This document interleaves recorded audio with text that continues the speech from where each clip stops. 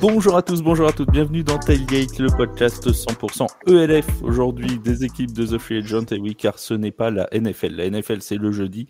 Et maintenant, tous les mardis, à partir de cette semaine, nous nous retrouverons pour parler de l'ELF. Avant de vous présenter ceux qui sont avec moi aujourd'hui, et Dieu sait s'il y a du beau monde avec moi aujourd'hui, je vais vous expliquer un petit peu comment on va fonctionner pour le podcast ELF. Ce sera un podcast en deux parties. Une partie concentrée uniquement sur le match des Mousquetaires de Paris ou des Paris Musketeers, comme ils disent, comme on va dire en anglais. Les Mousquetaires de Paris qui vont donc nous occuper une bonne partie du podcast, évidemment.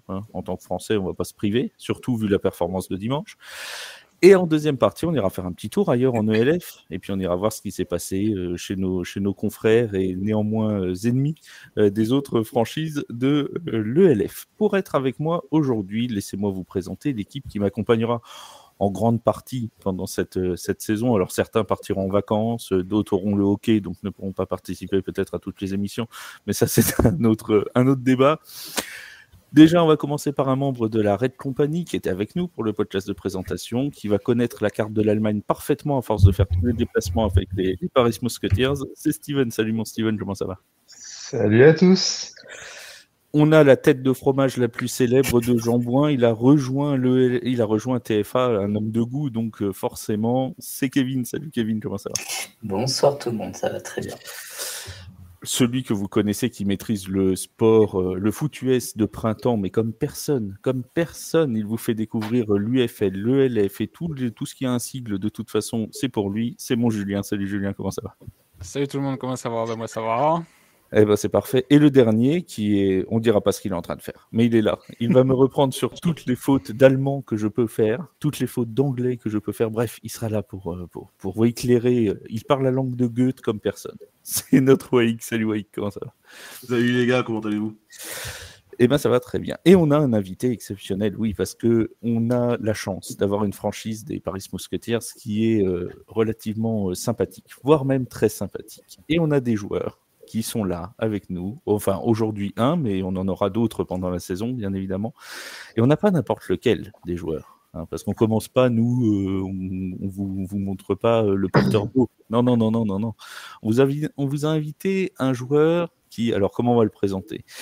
Il a joué en France. Je vais faire un qui est qui. Tu sais. Il a joué en France, il a joué au Canada, il a joué en Allemagne, 3 ans, c'est ça, je dis pas de bêtises, en ELF, le Berlin Thunder, les Helvetic Guards et cette année les Paris Musketeers. Il est meilleur défenseur en titre de l'ELF, recordman du nombre d'interceptions l'an dernier avec 8 interceptions. Il a été aussi 4e dans le top 100 des joueurs de l'ELF en 2023. C'est notre numéro 7, si je ne fais pas d'erreur, Maceo Beard, qui est avec nous. Salut Maceo, comment ça va ? Merci, ça va. Merci pour cette introduction. C'était long, hein. Je n'ai pas fait tous les clubs, t'as vu.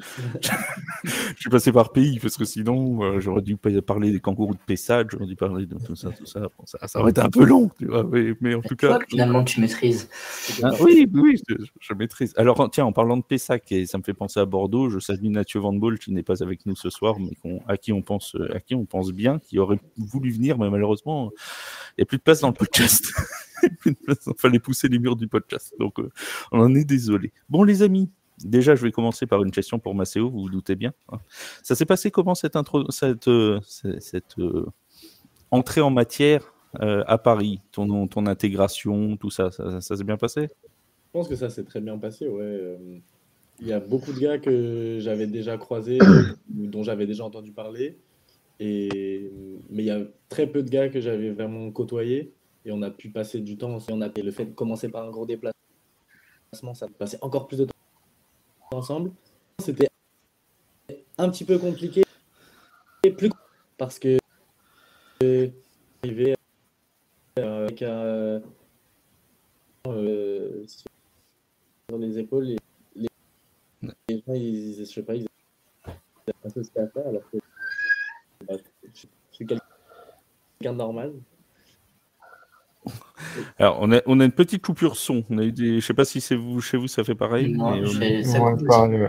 Il y a eu une petite coupure son. C'est pas très grave. On a compris l'essentiel. Il y a aucun souci. Bon, les amis, c'était comment ce premier match des Mousquetaires ? Ça s'est bien passé ? On rappelle, Ah, bien. Globalement, oui. Hein. on rappelle le score quand même, 41-14 pour les Mousquetaires de Paris. Un match globalement dominé, que ce soit défensivement ou offensivement, ça s'est plutôt très très bien passé. Et on a compris assez vite que ça allait plutôt bien se passer. Hein. Dès le premier quart-temps, on se dit, bon, c'est plutôt sur des bons rails. La première question que j'ai envie de te poser, Waïk, c'est est-ce qu'on a vu une excellente équipe de Paris ou c'est toujours le même problème quand c'est le premier match? Est-ce que Paris était très fort ou est-ce que c'est Hambourg qui est très faible? Après, on demandera à Mastéo. Il va pas nous dire qu'Hambourg était très faible, mais... Non, c'est clair que dans ce genre de situation, c'est toujours un peu des deux. C'est-à-dire que clairement, Paris est très bien entré dans ce match et a montré sa supériorité défensivement déjà, parce que Hambourg a eu le ballon en premier. Donc très rapidement, je crois que ça se termine par un 3 and out. Donc, et sur notre première possession offensive, TD. Deuxième possession, TD. Deuxième. Non, c'est Deuxième, la première, on a Le premier, on peine ça. D'accord, ok, donc ouais, mais en tout cas, on a, je crois, pas marqué sur une seule possession de tout le match. Deux. Et on a encaissé 2 TD, la défense, elle a été extraordinaire. Kenny Fleuret a donné le ton sur le premier drive. Il a mis un petit tampon sur le premier. Ouais.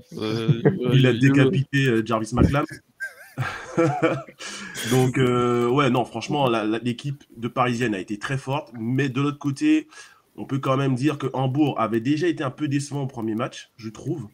Parce que les stats sont gonflés. Alors, je sais plus exactement contre qui ils ont joué. Mais... Le Prague. Lions.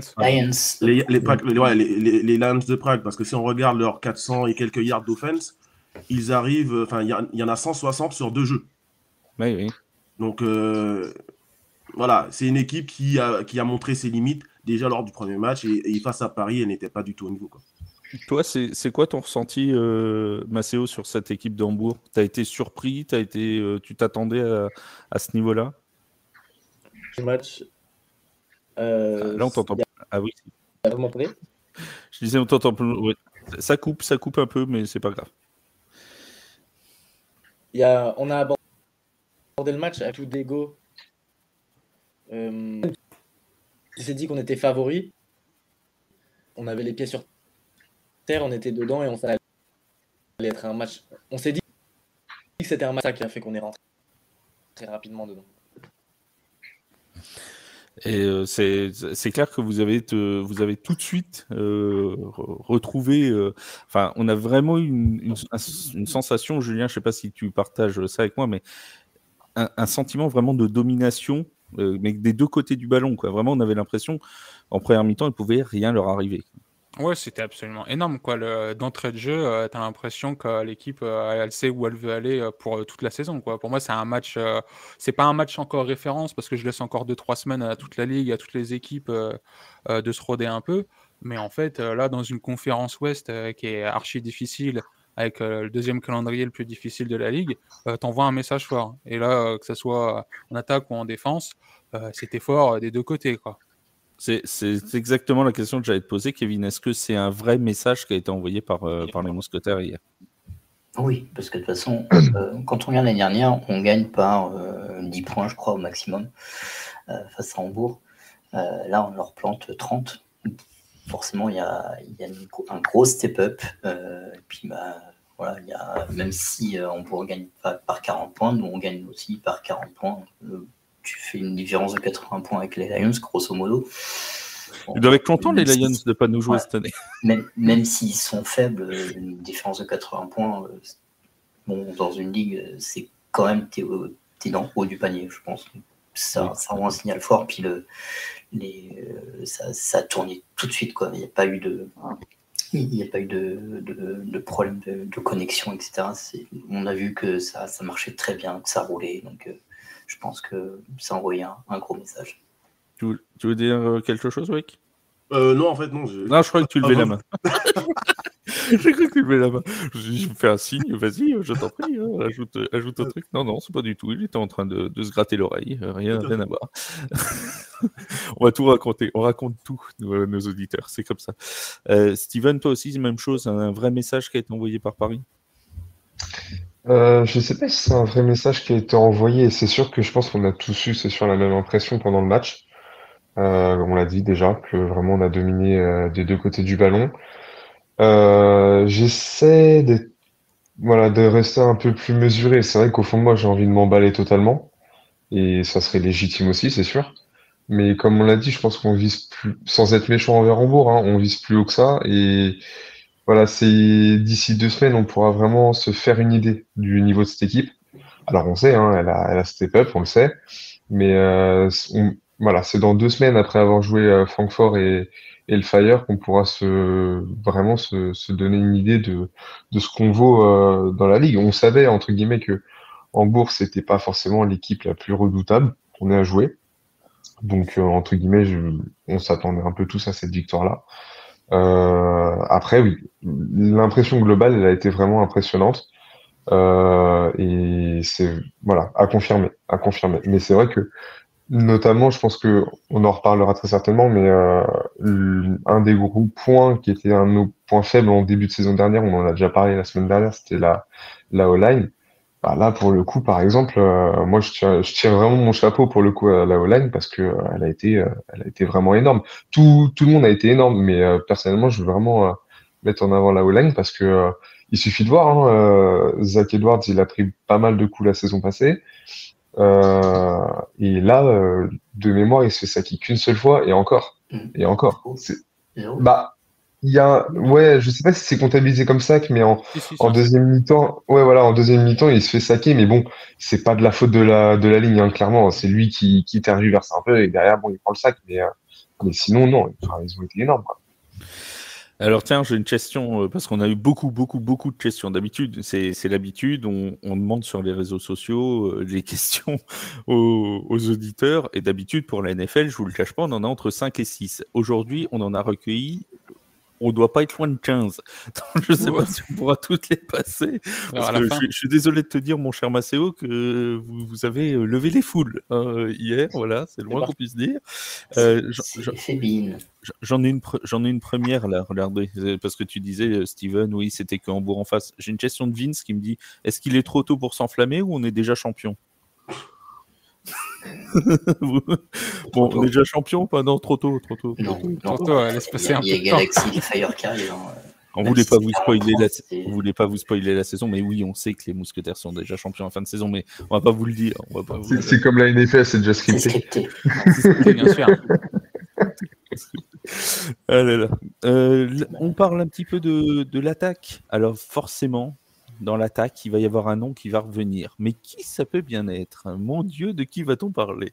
Quelqu'un qui a marqué 4 touchdowns. Il a appris à compter français hier. 1, 2, 3, 4. Hop, bonjour, c'était Austin Mitchell. Quelle performance, quelle énorme performance, Julien, d'Austin Mitchell pour ses débuts avec les Mousquetaires.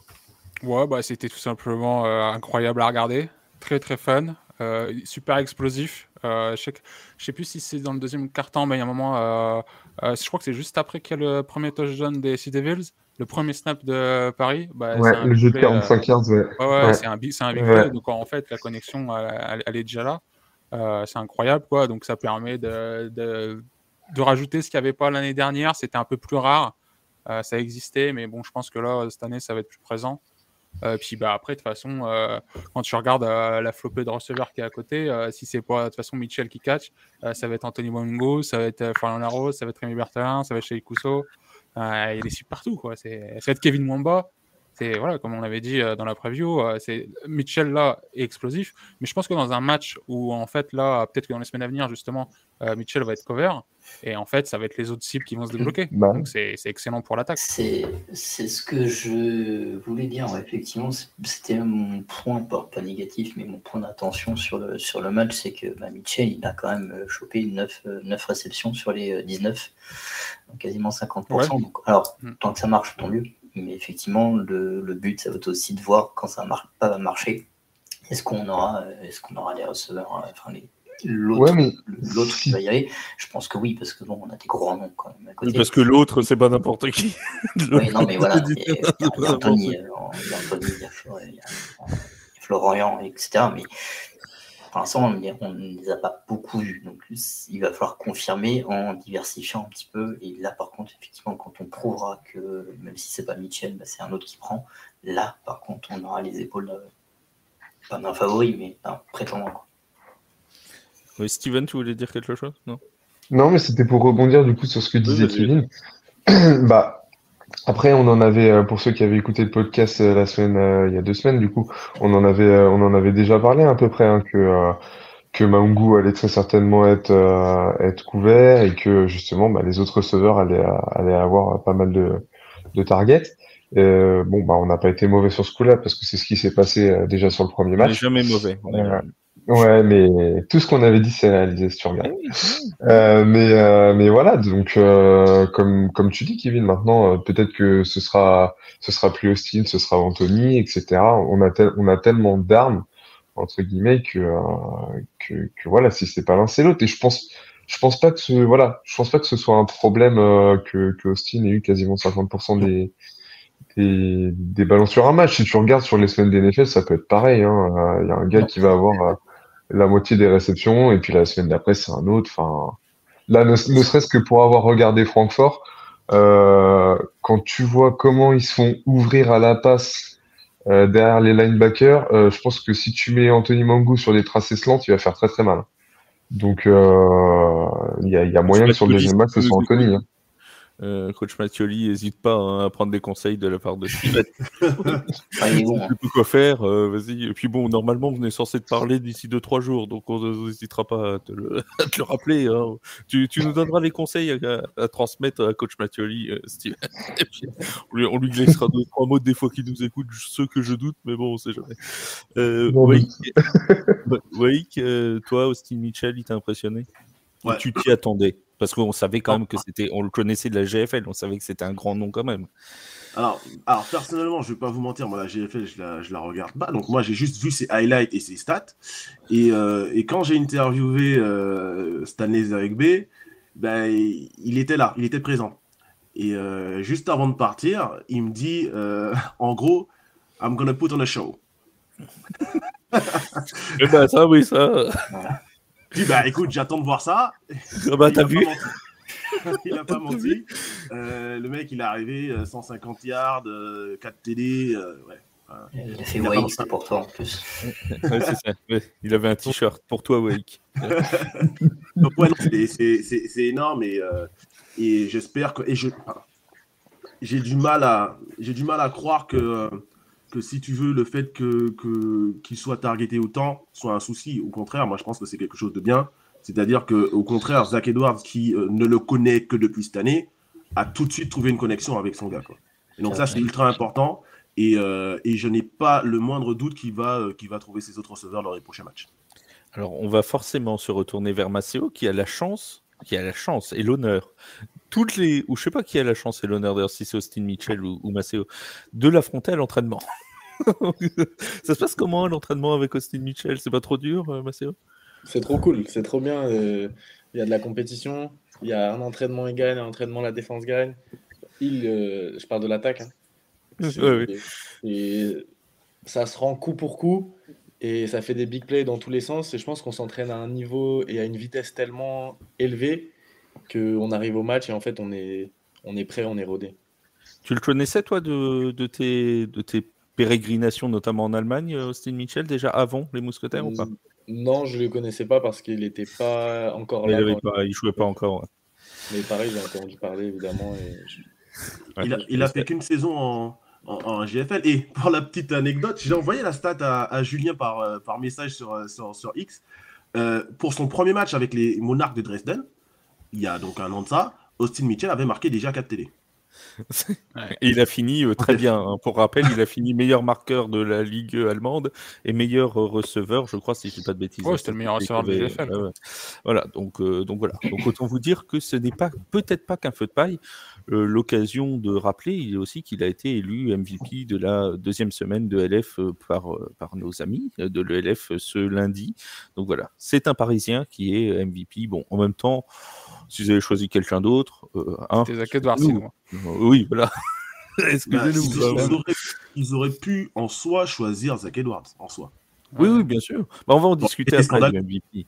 On va en discuter du MVP après. Mais pour le LF, je pense que choisir un Parisien, ça faisait sens quand même. Tu vois, vu la performance offensive des Parisiens, ça faisait quand même sens. Bon, les amis, on a parlé d'Austin Mitchell, on va parler un petit peu de Zach Edwards aussi, parce que vous en avez parlé là à l'instant. Il a quand même sorti aussi une énorme performance. Julien, tu as ses stats ou pas? Là, Ouais, je 19 sur je l'ai pas sous 28. les yeux. Ouais. À la passe, il a 19 sur 28 pour 269 yards et 4 touchdowns, plus 2 touchdowns au sol avec 11 rushs pour 67 yards. Et Donc, en gros, c'est lui le meilleur coureur. Hein. C'est ça. Ouais, il est juste devant Jason Agamon. Agamon qui a aussi un 11 rush pour 64 yards. Ouais, c'est ça, il était à 2-3 yards de Jason. Ouais. Non, match complet, quoi. Avec la poche qu'il avait, il faisait tout ce qu'il voulait, il avait le temps. Si il y avait un peu de pression, il pouvait couvrir. Et puis oui, non, ça s'est très bien passé, quoi. J'ai l'impression, et vous allez me dire, tu vas me dire, ouais, si tu es d'accord avec moi, mais j'ai l'impression que Zach Edwards, cette année, courait parce qu'il faisait le choix de courir. L'an dernier, on avait l'impression qu'il courait, je ne vais pas dire pour sauver sa vie, parce que c'est un peu gros comme expression, mais il courait par contrainte, parce que pour échapper au sac adverse, on sait que ça a été le quarterback le plus saqué l'an dernier en ELF. Là, on avait vraiment l'impression que c'était des jeux dessinés pour qu'il court, quoi.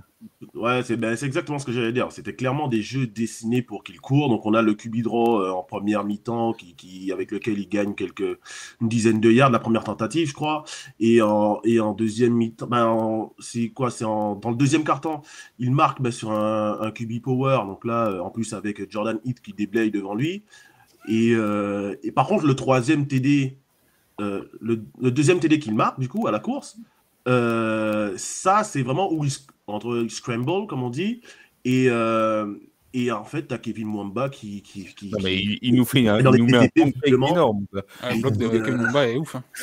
Qui déblaye le chemin, qui pousse tous les joueurs les joueurs de Hambourg rebondissaient sur Kevin Mwamba, et Zach Edwards, t'avais un bloc littéralement, il a fait un moonwalk dans la end zone, quoi. Okay. Ouais, t'avais un bloc de Mwamba, de l'autre côté t'avais un bloc d'Anthony Mangou, ça a ouvert un boulevard, laisse tomber. Kevin Mwamba, il déblaye tellement bien qu'il faut le prendre l'hiver à Buffalo, quoi. Hein. C'est le mec. tu le prends là-bas, je peux te garantir qu'il n'y a plus de neige dans les 10 minutes qui suivent. Zach Edwards, Kevin, tu l'as trouvé comment par rapport à l'année dernière? Parce qu'on commence à le connaître, notre petit Zach. Oui, comme tu disais, l'année dernière, surtout en première partie de saison, il courait un peu pour sa vie. Et on l'a vu de toute façon, quand la ligne a été meilleure, on a eu un Zach Edwards meilleur en deuxième partie de saison. Et là, c'est dans la même ligne. Il a été excellent. Enfin, chirurgical, il y a eu très peu de déchets. Donc, il y a eu une de mes ententes avec Anthony, je crois. Puis après, Anthony a essayé de faire une OBJ, mais bon, ça n'a pas marché. Mais sinon, il n'y a rien à dire. Il a fait le taf. Ouais, il a tenté une réception à une main, Anthony, qui était pas vilaine sur le bord de la ligne de touche, mais malheureusement, ça n'a pas marché. Toi, tu le trouves comment, Zach Edwards? Bon, tu vas pas te critiquer, Maceo, hein, mais tu vas pas critiquer ton QB, ça m'étonnerait. Mais non, franchement, ça se passe bien avec Zach Edwards. Il a l'air à l'aise, il a l'air bien. Ouais, je pense qu'il a passé un cap de ce que j'avais vu avant. Et puis l'année dernière, quand je jouais en Suisse, on avait fait la pré-saison contre Paris, justement.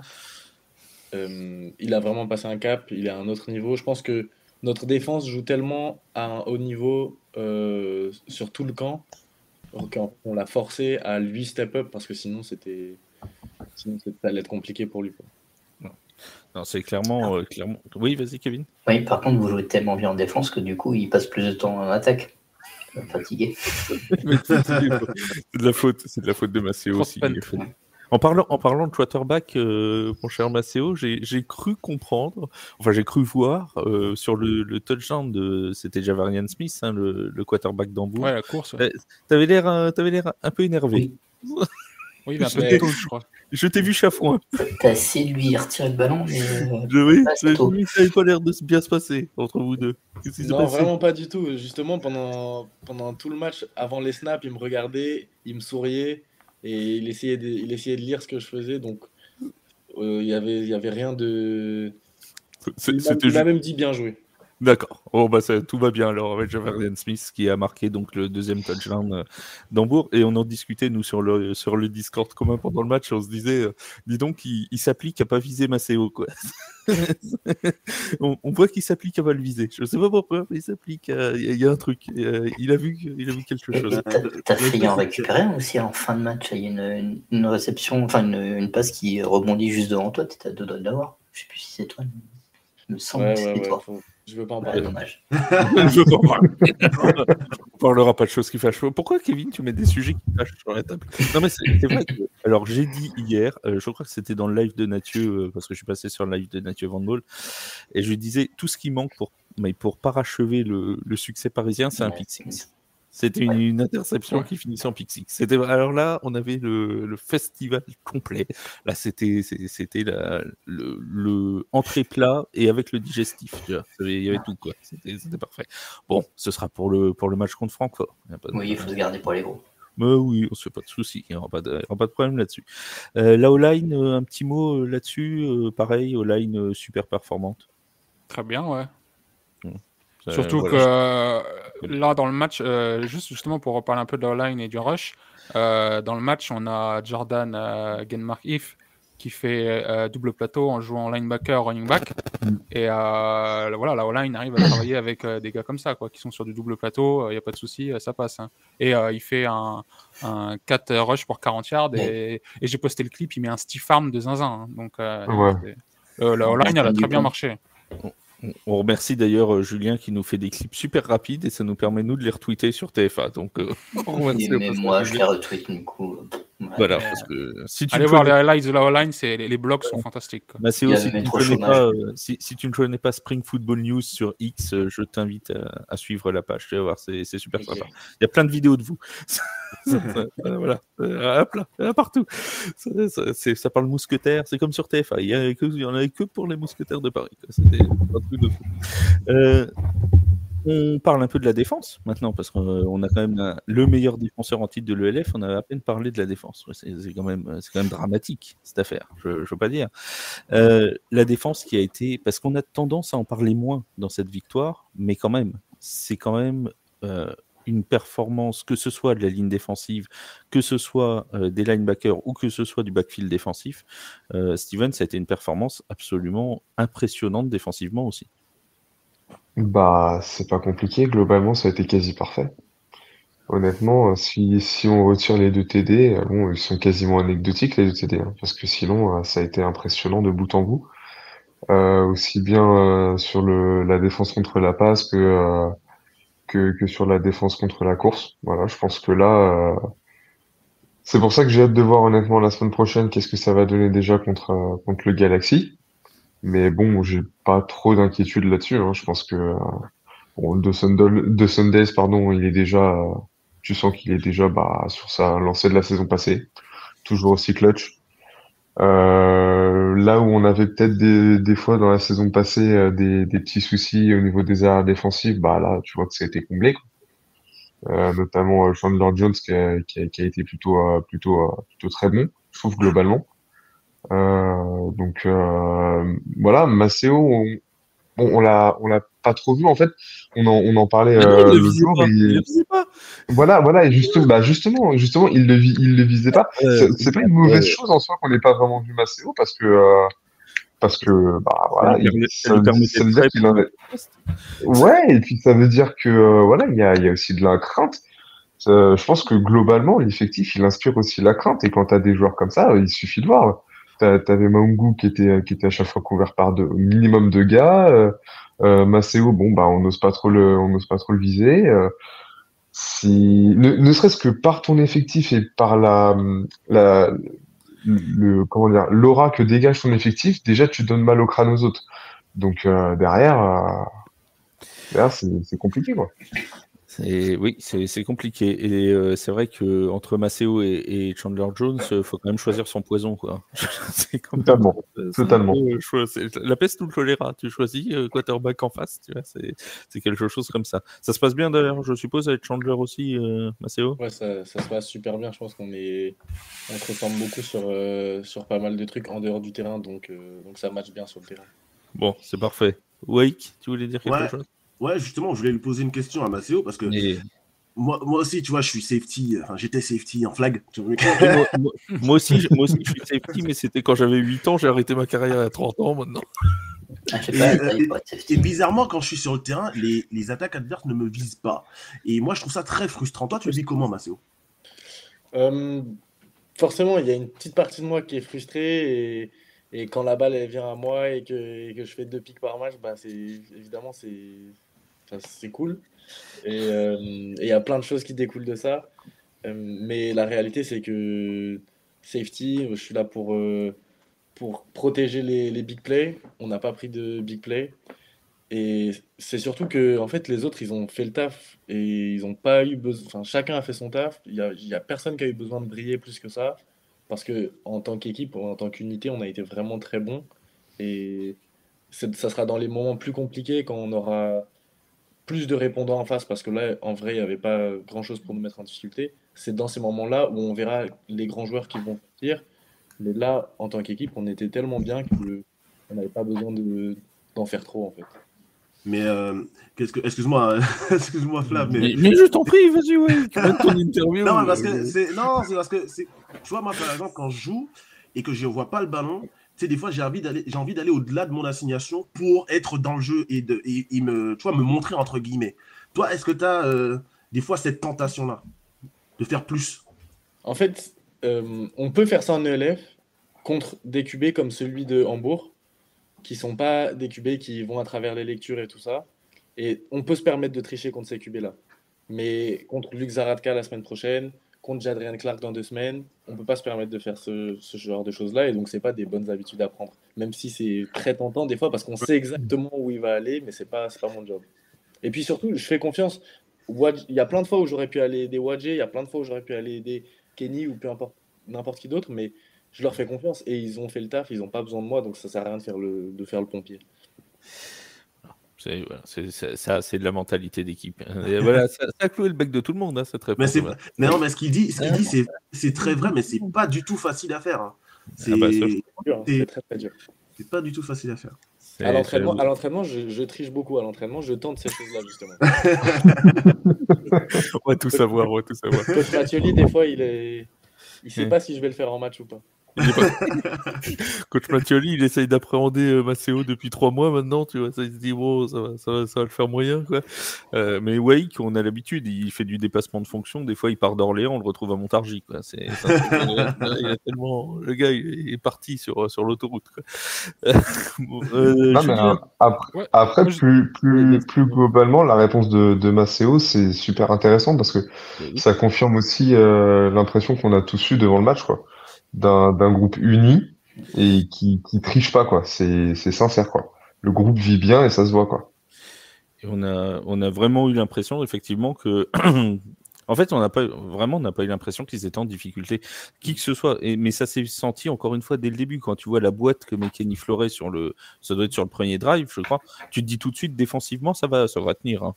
Ça devrait le faire, hein, ça va. Parce qu'on adore Kenny, hein. Wake, moi, tout le monde adore Kenny. C'est mon joueur préféré, je vais dire. C'est vraiment quelqu'un d'extrêmement sympathique aussi. Mais voilà, c'est vrai que tu te dis. Enfin, pour ceux qui n'ont pas vu le plaquage, vous irez revoir la rediff. Hein. Quand même, tu sens qu'il y a un message qui est envoyé dès le début du match, quoi.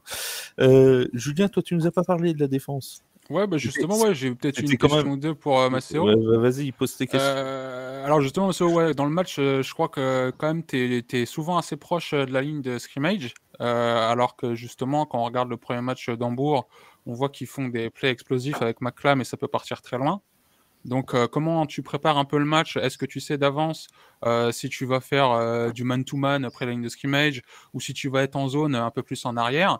Parce que là, dans le match, il y a Theo Landstrom que tu dois connaître parce que tu as joué 2 saisons contre lui à Barcelone. Hambourg l'a fait venir et là, il est qu'à 2 réceptions pour 15 yards et il y a plein de passes qui sont défendues contre lui, un peu de tout le monde. Donc, comment un peu tu prépares ton match? Tu sais que tu vas devoir plus couvrir tel gars sur telle zone. Et puis, bah ouais, si tu es satisfait de gagner tes duels contre des receveurs comme ça, quoi. Ouais, après, là, notre game plan à nous, c'était on s'ajustait beaucoup à leurs receveurs. Et on laisse jamais quelqu'un réellement tout seul. Même quand c'est de la man-to-man, on sait où est notre aide. On sait que beaucoup de fois, j'étais là pour aider s'il allait à l'intérieur, par exemple. Et du coup, les corners, ils défendent les tracés extérieurs. Et en fait, ils n'avaient pas assez d'armes pour nous battre. Ils avaient beaucoup plus de choix, beaucoup plus d'options pour les défendre. Donc, ça c'est très bien passé pour nous, en fait. Ouais, dans mon impression, ouais, c'était vraiment, pour moi, c'était une défense lockdown, quoi. Ils ont vraiment eu du mal à exploiter ce qu'ils avaient fait contre les Lions en week 1. Et il n'y avait rien d'explosif, quoi. On voyait justement que Javarian Smith, ça paniquait un peu plus dans la poche quand ça pouvait pas lancer loin et que c'était que des passes courtes. Et puis, ils ont punté 6 fois, quoi. Ouais. Et on l'avait dit, hein, enfin, je crois que c'est Kevin qui l'avait dit après le match contre les Lions de Prague, qui avait dit, en fait, beaucoup de points d'Hambourg avaient été marqués aussi sur des erreurs des Prague Lions. Là, on n'en a pas eu quasiment d'erreurs des Mousquetaires. Parce que la défense a super bien joué. Et voilà. Et du coup, tu te retrouves avec une équipe qui reste à 14 points. Alors, à domicile, ils n'étaient pas dans leur stade à Hambourg. Tiens, d'ailleurs, Maceo, c'était sympa de jouer dans le stade du Werder de Brême. C'était super sympa, la pelouse, elle était vraiment incroyable. Alors, je n'ai pas tenté la prononciation du stade. T'as vu, Wake? C'est le Weser Stadion. Je ne suis pas allé. Hein. Cette fois, j'ai foiré la Feltins Arena la semaine dernière. Alors, je ne vais pas y aller. Je vais pas y aller plusieurs fois sur les noms des stades allemands. Mais non, franchement, ça doit être sympa de jouer quand même dans un stade aussi grand. Pour être honnête avec toi, Flav, ça c'est un stade d'une équipe professionnelle de Bundesliga. Mais pour avoir joué au soccer en Allemagne dans des toutes petites divisions régionales, même dans un bled perdu, les terrains sont top, quoi. Ouais, c'est comme quoi on parle des pelouses anglaises, mais on parle pas assez des pelouses allemandes. Non, on parle pas. Et puis l'ambiance hier était top aussi. Oui, alors l'ambiance hier, parlons-en. Tiens, parce que d'ailleurs, il y a quelqu'un qui nous demande est-ce qu'on peut encore avoir les chiffres, et ça je vais me tourner vers Julien, est-ce qu'on peut avoir les chiffres d'affluence quelque part de 13 500 et quelques. Oui, 13 500, vas-y, on a rendu 14 000, quoi. Voilà. Je sais pas combien ils étaient à l'arrêt de compagnie, mais je crois qu'il y avait 13 483. Je crois qu'on était. Il y a 18 gars qui ont fait le déplacement. 18 contre 13 000 et vous avez largement gagné. C'est ça. En fait, il y avait 13 483 spectateurs et 13 365 malheureux. Et 18 c'est ce que disait Nathieu, et c'est tout à fait juste. Le speaker était obligé de prendre le micro au moment et de faire le show parce qu'on n'entendait que l'arrêt de compagnie. Sur le terrain, toi, Mostéo, vous les entendez, l'arrêt de compagnie? Ouais, on les entendait, franchement, ça fait plaisir. Et ça fait vraiment la diff. Surtout, ça fait trop plaisir quand c'est dans un grand stade comme ça. Eux, ils essayaient d'organiser un événement particulier. Et puis, au final, clim total, silence, et on n'entendait que les Parisiens. Ouais. Alors, t'imagines pour le parquage à Jean-Bouin qui s'annonce dimanche là contre Francfort, ça va être dingue. Ah, j'ai les mains qui tremblent. Parce que moi, personnellement, j'y étais pas à Hambourg là. C'est vrai que personnellement, non, mais j'ai essayé vraiment de caler, ne serait-ce qu'un déplacement. C'est vrai que j'étais vachement tenté par celui de Madrid, mais malheureusement, ils ont décalé ça du samedi au dimanche pour Madrid. Donc pour moi c'est un peu compliqué, et puis étant jeune papa, c'est vrai qu'avec la petite c'est un peu compliqué, mais ouais, ceux qui ont fait le déplacement, vraiment gros big up à eux, parce qu'on est tous très fiers d'eux, et on n'a qu'une hâte, c'est de tous mettre le feu la semaine prochaine à Jean-Bouin. Ça va être fort sympathique. Alors tiens, justement, je vais en venir à ce prochain rendez-vous des Mousquetaires de Paris. Ce sera donc dimanche, hein, c'est ça? Je ne dis pas de bêtises, c'est dimanche. Ouais, c'est ça. Ouais, dimanche 13h. Dimanche 13h contre le Galaxy de Francfort. Alors pour ceux, parce qu'il y en a beaucoup, notamment avec l'effet beIN Sport, qui vont rejoindre l'aventure ELF cette saison, donc qui ne suivaient peut-être pas l'an dernier l'ELF et qui nous écoutent aujourd'hui.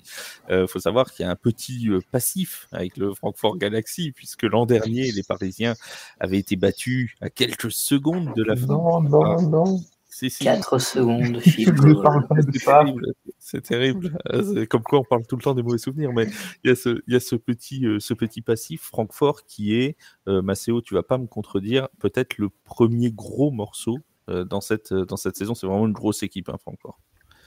Ouais, après ça sera toujours et ça restera toujours à propos de nous.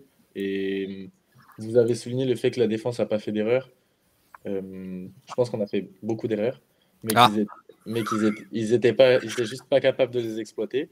L'œil de l'expert. Mais on va pouvoir nous step up pour ce match-là, et c'est celui qui fera le moins d'erreurs qui gagnera.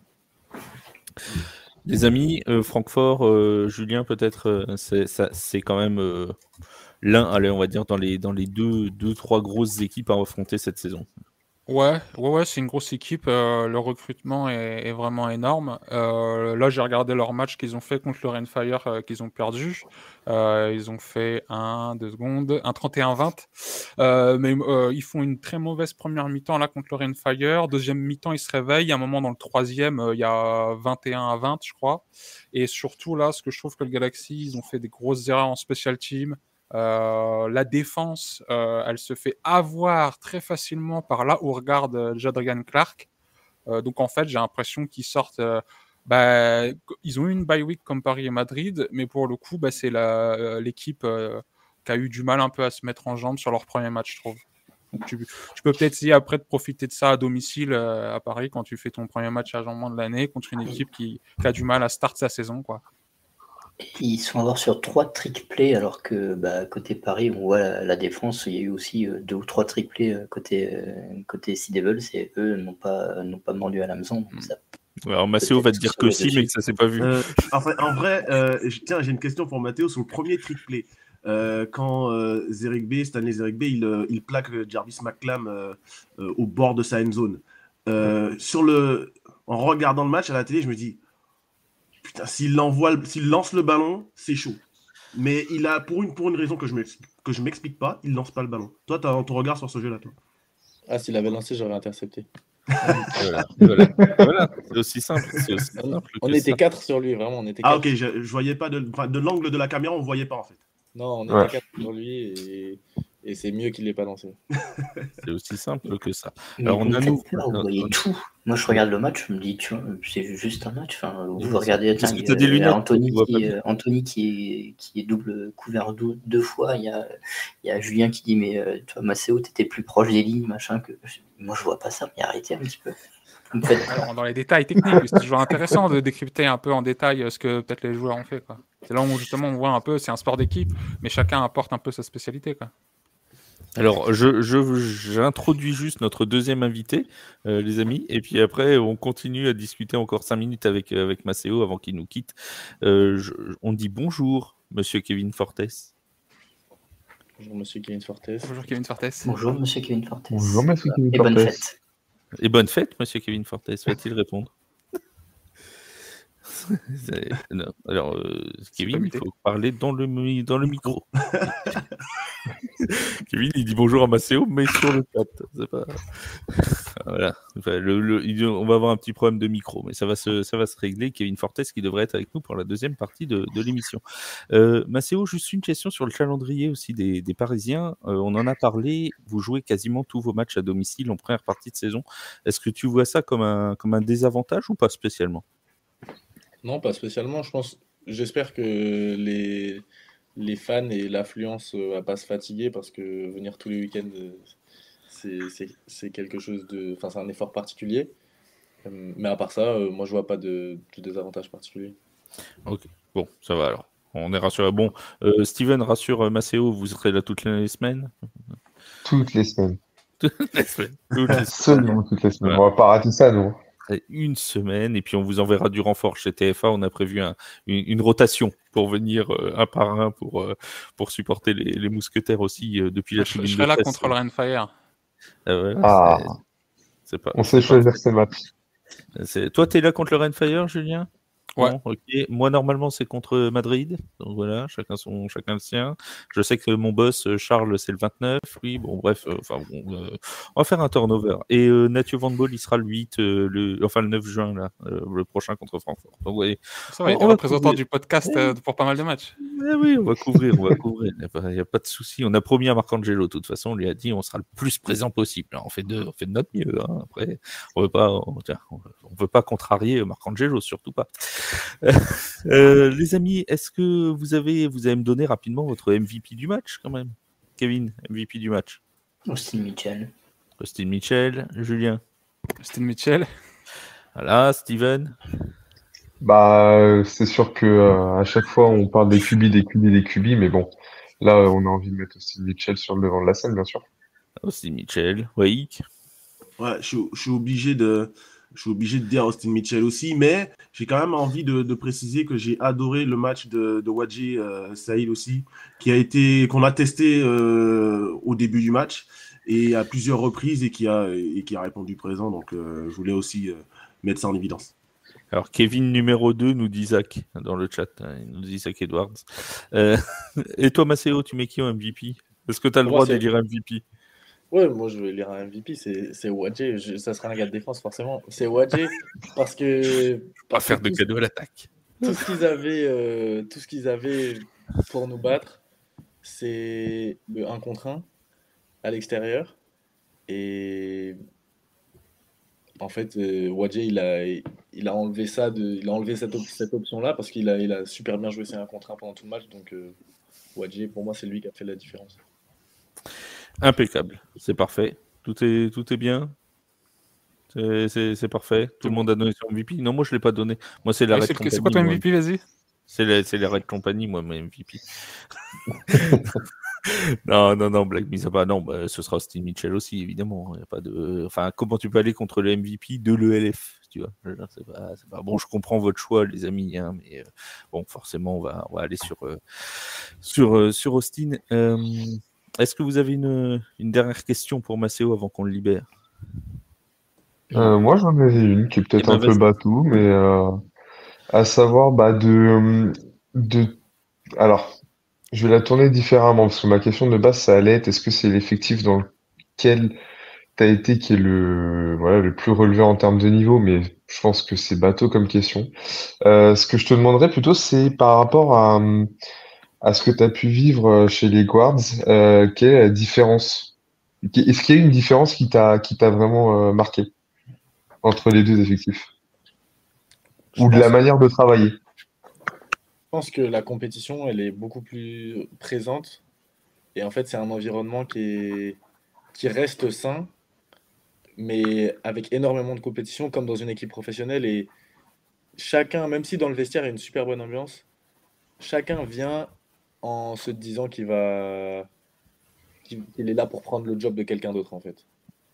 Et si c'est pas le job de... Enfin, quand tu es sur le terrain, tu dois aller prendre le job d'un gars de l'autre équipe, tu dois tellement lui donner un mauvais match qu'il doit se faire cut de son équipe, que quand tu es un remplaçant, tu dois essayer de passer titulaire. Et cette compétition-là, elle est très saine parce que dans le vestiaire, ça se passe bien. Mais sur le terrain, on ressent vraiment la compétition, tout le monde veut jouer. Voilà. Tu as eu ta réponse complète, parfaite. Merci. Parfait. Merci. C'est parfait. En tout cas, un grand merci Maceo, d'avoir été avec nous. Ça nous fait très très plaisir. D'avoir pris ton temps parce que c'est pas c'est quand même pas un horaire forcément facile. Donc encore un grand merci à toi d'avoir été avec nous. Et puis on souhaite un bon match pour Francfort la semaine prochaine. Est-ce qu'on peut souhaiter une interception? Ouais, un pick 6. Merci beaucoup, merci de m'avoir reçu et je suis Merci, très excité de voir l'annonce de Kevin Fortes après. Moi aussi. S'il nous rejoint, on lui laissera faire son annonce. Allez, merci encore Maceo. Bonne saison. Bonne saison. Bonne soirée. Et bonne saison aussi. Alors, les amis, on se retrouve pour la deuxième partie, du coup, pour la partie sur l'ELF en général. Ailleurs, qu'est-ce qui s'est passé en ELF? Avec une question, on va commencer très simple. Mon cher Kevin, quelle est l'équipe qui t'a le plus impressionné sur cette semaine 2? Mais alors, je t'avoue que je regarde pas énormément autre chose que les Mousquetaires. J'ai regardé un peu les highlights du Fire contre Galaxy, mais pour moi c'est Paris qui a le plus impressionné cette semaine. Il n'y a pas, c'est Paris qui a fait un statement, quoi. Le Fire Galaxy, on savait que c'était fort. Ils se sont pas neutralisés, mais Fire un peu dessus. On pensait peut-être que le Galaxy c'était un peu step up cette année, puis bon, finalement on voit que c'est toujours au-dessus côté côté Renfire, mais non, pour moi, c'est Paris. C'est Paris. Julien, une équipe en qui fait, t'a... Ouais, Paris aussi, parce que je regarde tous les matchs et pour le coup, c'est vraiment la seule équipe qui a shutdown autant son adversaire, mais en fait, surtout qui n'a pas paniqué du match, qui n'a pas eu un moment où il sentait que le momentum il changeait. C'était domination du début à la fin. Et sur tous les matchs là, des 2 premières semaines, c'est la seule équipe qui me donne cette impression-là. Et j'ai l'impression que les ambitions, c'est ça cette année, c'est de faire des matchs un peu à la Renfire l'année dernière, où l'équipe d'en face, tu la laisses pas respirer. C'est 60 minutes, on est sur ton dos et tu n'avanceras pas. Bon, après, voilà, comme a dit Maceo, c'est vrai qu'on a peut-être vu un beau match, mais c'est pas parfait. Il y a peut-être des trucs à améliorer. Moi, je pense sur les special teams de toutes les équipes ELF, je pense qu'il y a des trucs à améliorer. Là, on l'a vu dans le match. Il y a un moment, Paris, ils ont un turnover sur un 4e down. C'est dans le 2e quart-temps. C'est quasiment en 2-minute warning, je crois. Et donc, ça aurait été peut-être bien de laisser tirer le kicker à un field goal, prendre un peu de live reps. Pareil, après, bon, c'est que le premier match. Ça va y avoir encore, pour ça que je disais tout à l'heure, le premier match n'est pas le match référence. Je pense qu'en fait, Paris peut faire encore mieux. Et là, dans la ligue, vraiment, ce qui marche bien, c'est les équipes qu'on a vues en playoff l'année dernière. C'est le Surge, c'est le Renfire, c'est Berlin là, qui allait chercher une victoire là, en week 2. Voilà, mais bon, les contenders, comme un peu les Panthers ou le Galaxy, va falloir un peu de temps, je pense, pour qu'ils trouvent leur niveau et leur rythme. Les amis, va-t-on saluer cette fois notre cher Kevin Fortes? Allô Kevin, est-ce que tu nous entends?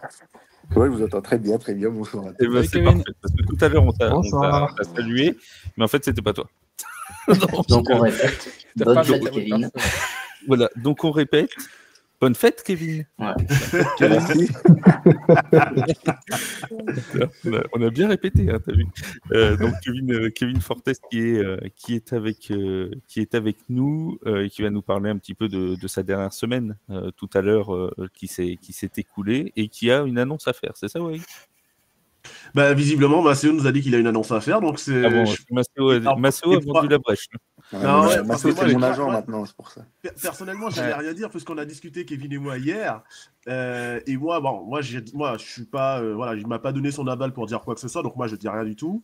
Et donc, le fait qu'il vienne aujourd'hui, si Maceo nous a dit qu'il annonce, c'est qu'il a une annonce. Je pense savoir de quoi il dit, mais.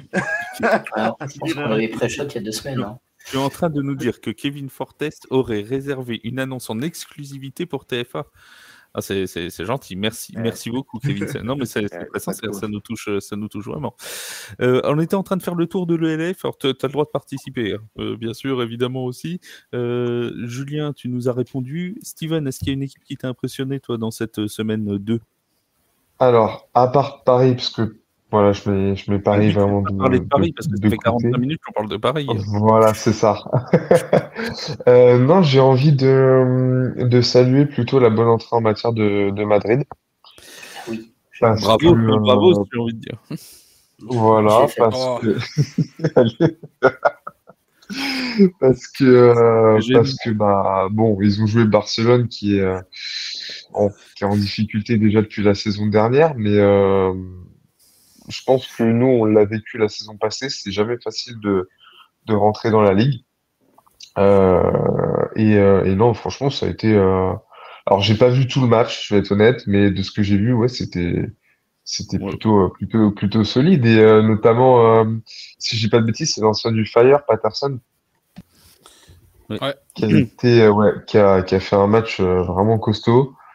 Et à voir. Est-ce que c'est un feu de paille? Pour l'instant, je pourrais pas me prononcer, mais en tout cas, c'est sûr que si je dois saluer une équipe, ce sera Madrid. Après, on a parlé tout à l'heure des Panthers de Worklow. Je pense que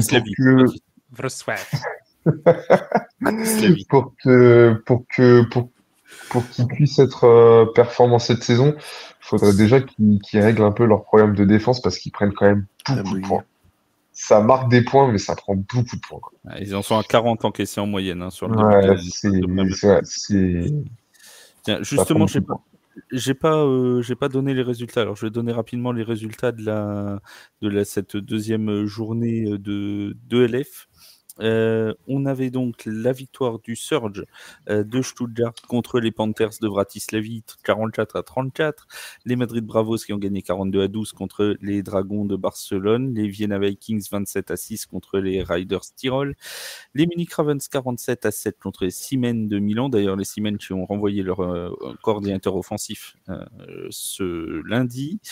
Les Centurions de Cologne, leur première victoire de la saison 35-10 contre les Fehervar Entroners. Les Mousquetaires de Paris 41-14 contre Hambourg. Le Thunder de Berlin, première victoire aussi 48-17 contre les Prague Lions. Et le Rheinfire 31-20 face au Francfort Galaxy.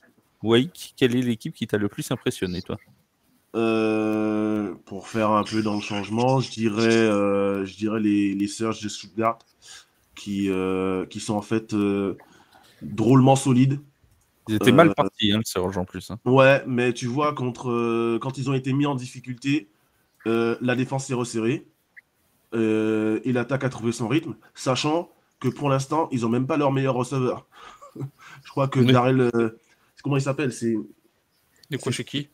C'est Stewart. Chez le Surge. Richard.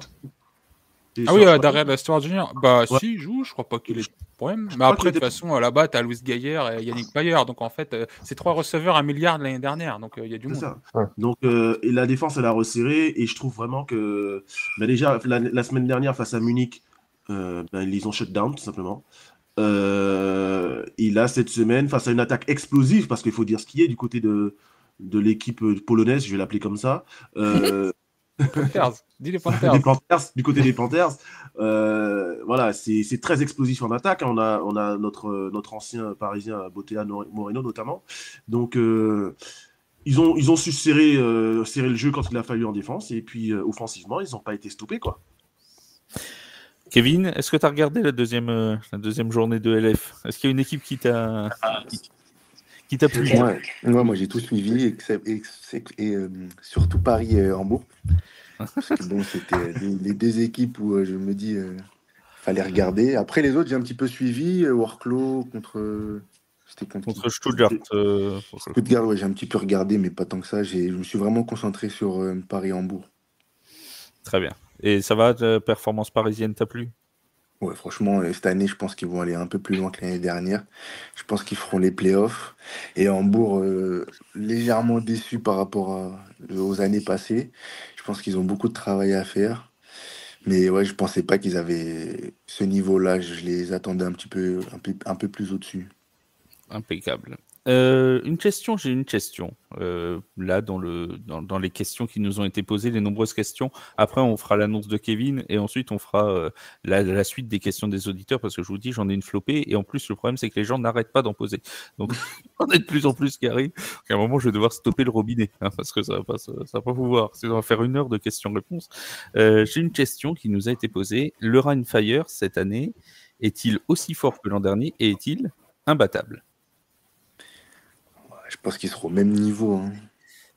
Julien, tu le vois être battu à un moment de la saison? Oui, par Paris 2 fois. J'ai l'impression que cette année, il y aura une défaite.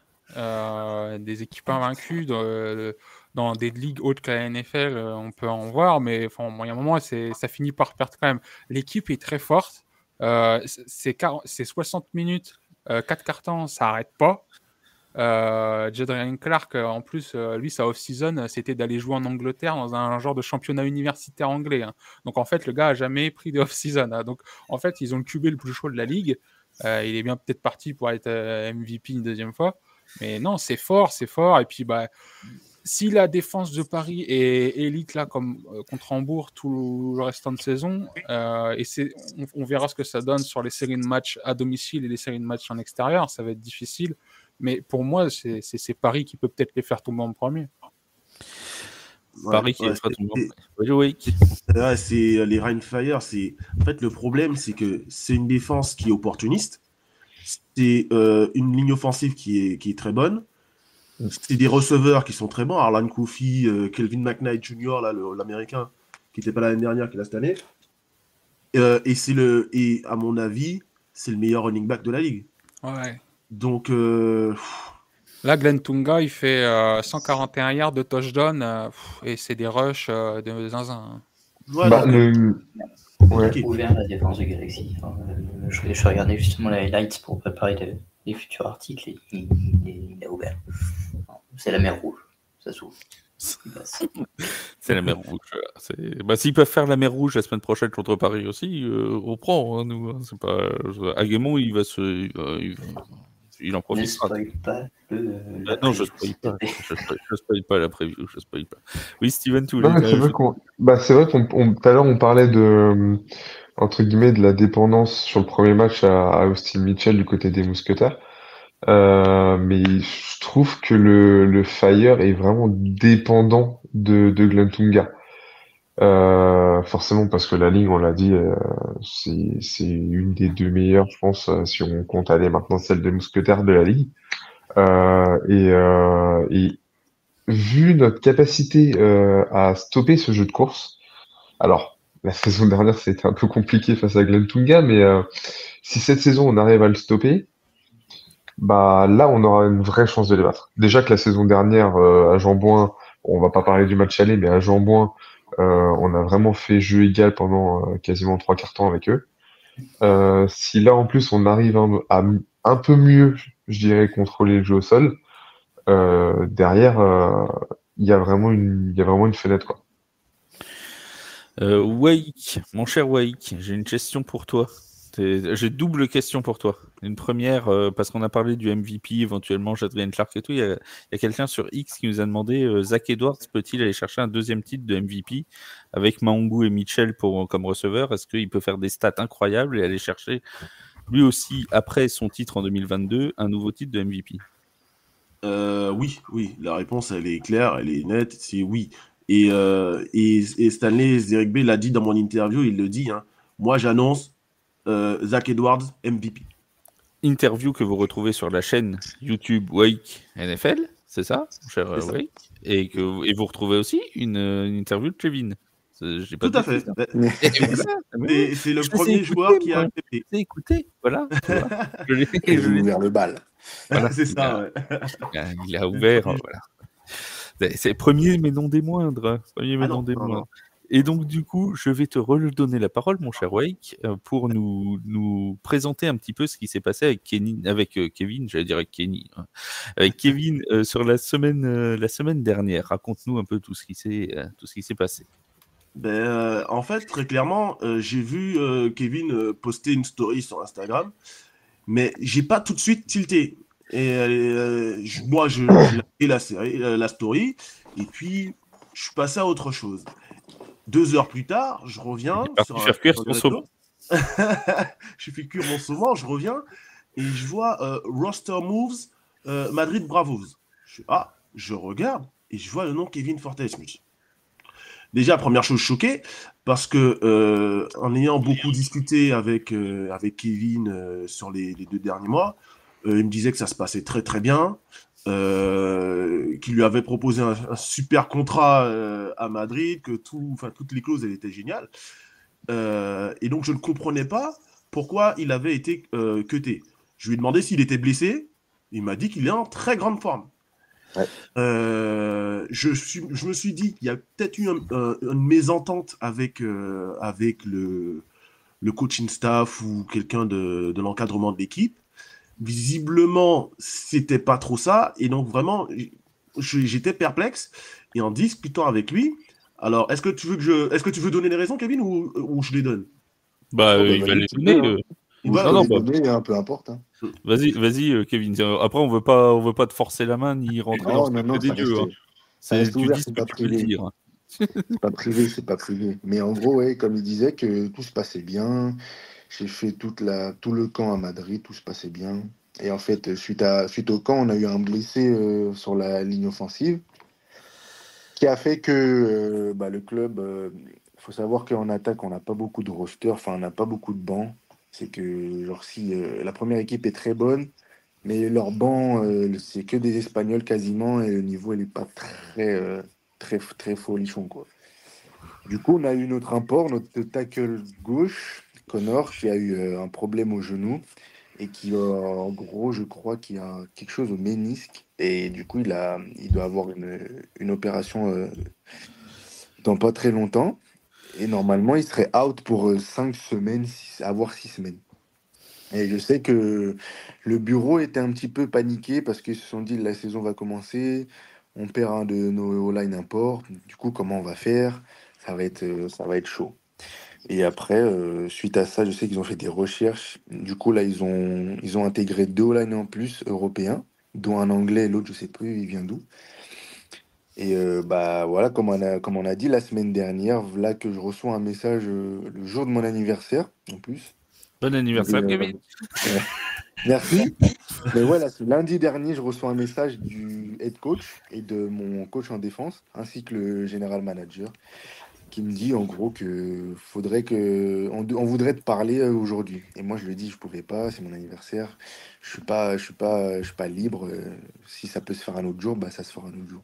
Du coup, il remet ça à demain, au lendemain, le mardi, et je les vois. On paraît un mess. Ah non, je les vois même pas. On est en entraînement. Il me laisse m'entraîner. Je m'entraîne avec la première équipe titulaire, etc. Sachant que là, ce que je vous dis, c'est que bah, du coup, ils allaient m'annoncer que j'allais être cut. Hein. Du coup, le mardi, on a entraînement. Ils se sont dit des fois que tu te blesses à l'entraînement, comme Ouais, ça on ouais, aura ouais, de non, l'excuse. C'est marrant. Oui, peut-être ils se sont dit, allez, on va le laisser s'amuser encore un peu. Et puis, du coup, bah, on a l'entraînement. Je suis sur l'équipe 1, je m'entraîne normalement, comme d'habitude. Et là, on arrive à mercredi. Je vais là-bas pour 12h45. Et après, bon, depuis lundi, je m'en doutais un peu. Je me suis dit, ces messages-là, généralement, c'est pas pour quelque chose de très beau. Chérie, il faut qu'on parle. Voilà. Et du coup, je me suis dit, il y avait ma copine aussi avec moi. Et je me suis dit, en vrai, je pense pas que ça sente bon, là. Ça va. Je pense que ça y est, c'est fini. Mais je savais pas la raison. Je me questionnais. Je me disais, mais ils m'ont rien reproché. Je suis à un bon niveau. Je suis pas blessé. Enfin, je comprends pas pourquoi. Et du coup, on arrive au rendez-vous là-bas, au bureau, au club. Et puis le head coach qui m'annonce qu'en gros, c'était une décision très difficile à faire, mais qu'on devait se séparer de toi parce qu'on a l'opportunité de ramener plusieurs O-line pour remplacer notre O-line blessé. Et du coup, bah, on va se séparer d'un import européen et ça sera toi. Du coup, bah, je prends l'information comme ça, un petit peu choqué. Je me dis, ah ouais, mais pourquoi? Mais bon, je reste comme ça, je les regarde, je leur dis, ok, pas de souci. Ils s'excusent maintes et maintes fois. Du coup, bah, après, voilà, hein, je rentre dans la résidence et puis je l'annonce un peu à tout le monde. Et voilà que c'est fait mon petit release un petit peu rapide, je trouve, mais voilà, voilà. Ouais, alors il faut rappeler, juste pour ceux qui connaissent pas l'ELF, parce qu'on a un public qui commence à s'intéresser à l'ELF aussi, qu'il y a un nombre limite de joueurs imports européens. C'est ça hein, qui pose problème là, Ouais, sur le je coup. crois. C'est 6 joueurs. Ouais. Voilà, c'est 6 imports ouais, européens et donc aucune franchise ELF n'a le droit d'avoir plus de 6 imports européens. C'est pour ça qu'on a parlé souvent du recrutement des Mousquetaires de Paris en disant que c'était un très bon recrutement parce que en allant chercher Maceo, en allant chercher Anthony, c'est pas des gens qui vont compter dans l'import puisque c'est des Français. Et on a la chance de voir ces gens-là français qui ont amélioré l'effectif parisien et qui sont de notre nationalité. C'est quand même un avantage. Quand Anthony jouait avec Lauren Fire, par exemple, il était considéré comme un port européen pour les Allemands. Voilà, donc pour préciser que une franchise n'a pas le droit, une franchise espagnole par exemple, va pas pouvoir prendre 8 Français, 7 Allemands et 12 Polonais. Quoi. Voilà, c'est pour préciser un peu. Mais pour le coup, c'est une opération. C'est une opération, enfin moi qui je trouve coûte cher à Madrid parce que justement on est sur une franchise d'expansion. Je l'avais dit dans la preview, pour moi le recrutement qu'ils faisaient c'était intéressant, ça ressemblait à la manière dont Paris avait voulu assembler une nouvelle équipe. Et là en plus eux leur but c'est d'avoir une rivalité contre Barcelona et puis d'être tout de suite contenders dans une conférence qui est quand même un peu difficile. Leur premier match a été sympa, mais par contre ouais ils cut 2 O-line parce que donc, vous avez Connor qui se blesse. Il y en a un, il a 28 ans, il a joué l'année dernière à Barcelone, 11 matchs, je crois. Et il y en a un, il a 20 ans, c'est un rookie, c'est un local, donc c'est un espagnol. Et je me dis, couper un top défenseur All-Star quand tu construis une nouvelle franchise pour faire renforcer la O-line, bon, c'est très important la O-line, il n'y a pas de débat. Mais je me demande pourquoi ils n'auraient pas pu juste prendre le vétéran, pas prendre le rookie tout de suite, attendre de voir comment ça se passe d'ici à ce que Connor revienne ou pas, parce que tu vois, là tu nous l'apprends, même sur les réseaux, ils n'ont pas dit que Connor revenait, on n'a pas de la nature Ah de non, la non, non, il est blessure. juste placé en, Il est sur hier, en, quoi. en injury hier, et voilà, Ouais, c'est puis il juste que sera moi, j'ai réactivé quand il parlé, pourra rejouer, quoi. voilà, moi, j'ai Donc en parlé fait, personnellement avec lui, il m'a ouais, dit ouais. que, voilà. Donc en fait, ils auraient peut-être pu faire une autre opération qui est juste refaire revenir en line en e-import et de garder. C'était techniquement possible, j'imagine peut-être. Bah, je pense aussi, Ils après, je voulaient de me la suis dit, profondeur sur la O-line et apprendre 2 O-line en plus pour remplacer un starter, quoi. voilà. Après, c'est vrai que nous, on est un peu, que ce soit moi, Waïk, Julien, on en a parlé un petit peu sur le Discord, mais c'est vrai qu'on est un peu tombé de notre chaise, hein.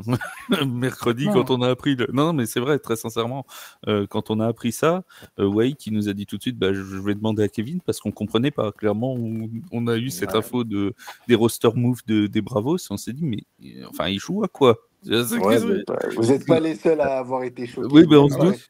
On se pour vous doute. dire carrément, Madrid, pendant qu'ils m'ont annoncé que j'allais partir, ils me disaient qu'en gros, si on pouvait encore te ramener d'ici la saison, si tu n'avais pas trouvé une équipe et qu'on avait arrangé ce problème-là, on le ferait sans hésiter. C'est que vraiment, c'était un move où ils avaient le cul entre deux chaises, pardon, mais Ouais. ils avaient le cul Et entre ça- deux chaises, il fallait faire un choix important. Et comme ouais. vous l'avez dit, genre la O-line, bah, c'est quelque chose, c'est un élément très important dans le football américain. Est-ce Et qu'ils je n'ont pas pense un que peu voilà. paniqué?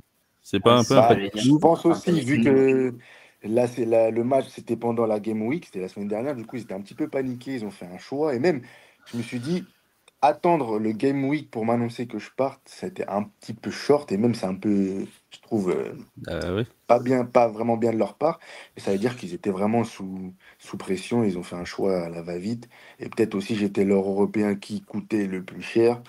Donc voilà. Hmm. Alors, on arrive à l'annonce, à la fameuse annonce. Où va rebondir Kevin Fortes? Le cadeau, et bah, j'arrête le foot. Voilà, c'est bon. Il a Non, rejoint non, TF1. non, ne fais pas ça. Non, je rigole, pas encore. Alors, dis-nous tout. Bon, bah voilà, bah l'annonce, bah, du coup, avoir été cuté de Madrid, bah, juste après, dans l'après-midi qui a suivi, j'ai eu beaucoup d'offres, vraiment, genre 5-6 équipes qui m'ont contacté à la chaîne. Du coup, ça m'a un peu pris de court parce que je me suis dit, wow, j'ai jamais été dans cette position-là. Je me suis dit, qu'est-ce que je dois faire? Je parlais avec tout le monde en même temps. J'ai eu 2 3 4 calls dans la journée. J'étais un petit peu paniqué. Je me suis dit, purée, si seulement je pouvais rester à Madrid, ça arrangerait les choses. Du coup, bah, pendant cette semaine-là, j'ai parlé avec plein d'équipes, ça négociait le contrat, l'argent, l'environnement, comment ça pouvait se passer, ce qui était le mieux pour moi. Et je voulais prendre une décision. Entre-temps, je suis rentré à Paris jeudi soir. Et je me suis dit, il faut que je prenne une décision d'ici la fin de la semaine, voire lundi au plus tard. Du coup, on est lundi soir et j'ai fait mon choix. Et du coup, Roulement de bah, tambour. et voilà, quoi, je vais continuer la saison LF avec.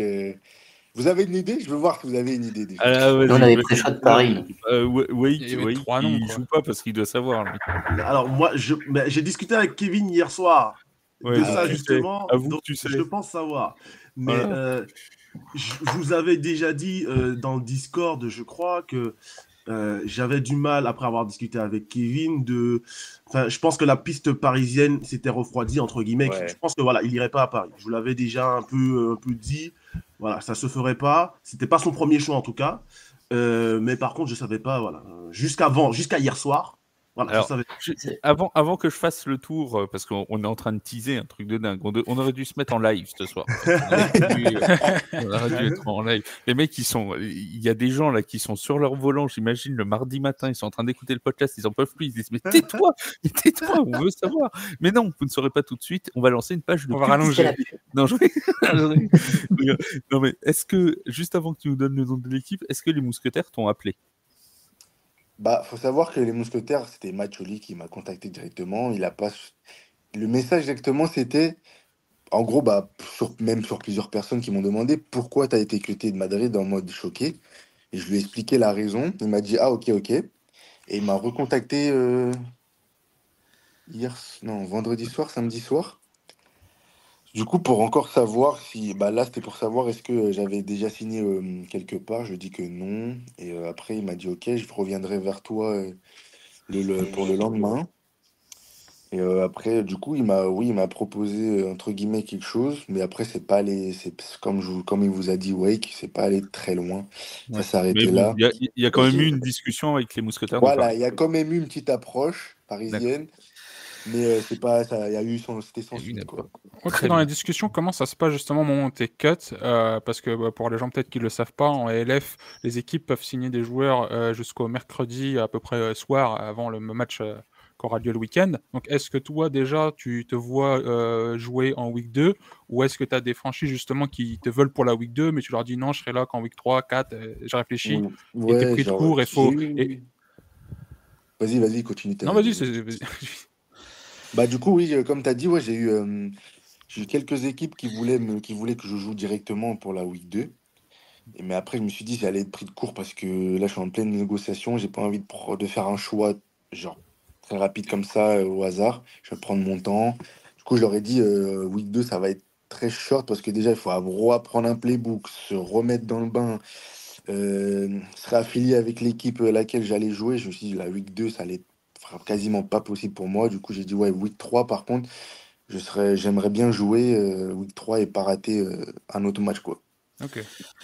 Excellent. Bon, c'est l'heure du tour des stades, les amis. Kevin, où va jouer Kevin? Je ne sais pas. Savoir, ils s'en mordent les doigts. Moi, j'attends. Moi, je passe mon tour pour passer plus rapidement l'annonce. Bon, vas-y Julien. Vas-y Julien. Non, mais j'ai même pas checké les rosters qui est possiblement en état de signer. Il y a beaucoup de mouvements, on n'a pas tous les infos. Mais bon, avec Wake et tout, qui me laissait un peu des fois quelques infos, bah, je sais pas, je dirais les Panthers ou retour à Hambourg, quoi. Mais Panthers ou Hambourg, voilà. Alors, Attends, il vient de nous dire.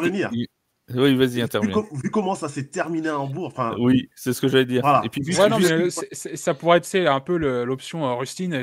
Bon, à la fin, tu retournes là où tu viens. Mais sinon, après, ouais, en termes de nouvelles franchises, j'y ai pensé. Surtout quand tu vois l'état des Panthers, tu dirais, il y a besoin du renfort. Hein. Ah bah, en défense, il y a besoin de renfort en défense du côté des Panthers. Oui, ça c'est sûr.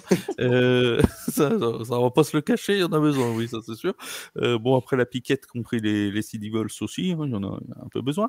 Mais bon, vu comment il nous a parlé d'Hambourg au tout début de son arrivée, Kevin, je doute quand même qu'il aille chez Hambourg. Mais bon, je peux me tromper. Steven, un avis ou pas? Bah, aucune idée. S'il faut se mouiller, je dirais le Surge ou ouais, allez, le Surge. Allez, le Surge. Okay. Kevin, on t'écoute. Bon, après, j'ai vraiment réfléchi. Ça a été un choix très, très compliqué, mais c'est sur du long terme, j'aimerais en tout cas. Du coup, c'est ni les Panthers. Voilà, c'est ni Surge. Bah, donc vous avez un petit peu deviné aussi, ça va pas être les Sea Devils. C'est pas Hambourg non plus, non, on avait compris. Du coup, on enlève ces trois équipes-là. Les Ravens, il a dit, non plus. Ouais, j'aurais bien aimé. Ah ouais, parce que j'y crois aussi, les Ravens, j'y crois aussi. Ouais, j'aurais bien aimé, mais non plus. Mais du coup, ouais, je vais faire la suite de la saison ELF avec l'équipe suisse. Les Helvétiques Mercenaries. Je vais dire les Guards, mais non, ce n'est plus Mercenaries. Et en fait, il va remplacer Maceo chez les Guards, les anciennement Guards qui sont devenus mercenaires. Ouais. Félicitations, Kevin. Oui, non, merci. Ça a été dur, je vous mens pas, ça a été un choix fou. Mais je suis fier de mon choix. J'ai parlé longuement avec Brian Billy, qui est maintenant d'ici là-bas, et qui m'a dit clairement qu'il cherchait un DB là-bas, qu'on avait besoin d'un safety précisément. Et du coup, on a eu pas mal de discussions entre lui, le GM là-bas, les coachs là-bas. On a beaucoup parlé. Julien, tu es obligé de garder cette information jusqu'à publication du podcast. Je te préviens. tu ne vends pas la mèche sur X avant qu'on ait publié le podcast demain matin. Voilà. Flav nous dépêchait de le poster aussi. Oui, c'est ça. Je vais écrire un article tout de suite en sortant du pod. Non, mais c'est bien, je vais préparer une belle breaking news comme ça. Voilà, tu prépares une breaking news et tu la publies à 8h du matin. Tu vois. À 7h, à 8h, tu peux la publier, il n'y a pas de souci. Avec le lien vers TF1. Voilà, avec le lien vers TF1.